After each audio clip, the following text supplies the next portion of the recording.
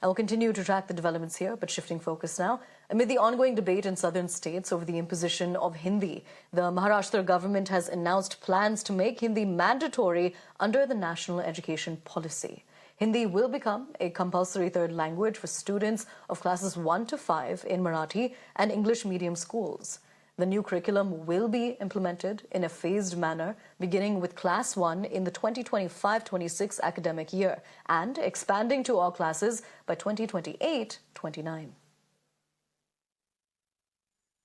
We have seen that the southern states are not accepting and they are not ready to implement this policy, while Maharashtra, where Bharatiya Janata Party is ruling, Mahayuti government has extended support to the policy, and the National Education Policy 2020 is now being implemented across the state. Now, there are people who are opposing this, people from the opposition, including the Maharashtra Navnirman Sena party, which is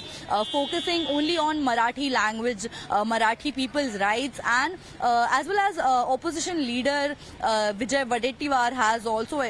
showed opposed to this decision, saying that Maharashtra was formed for Marathi people and on the basis of Marathi linguistic issue. Now forcing Hindi language on Marathi people is not right, is what the opposition is saying, but the Maharashtra government has already taken the decision, and the new policy will now be implemented across the state. Until now, the students of SSC board and of Marathi or English medium schools were only using the two languages as mandatory language, but now Hindi will also be third compulsory language, mandatory language in the syllabus, and SCERT is taking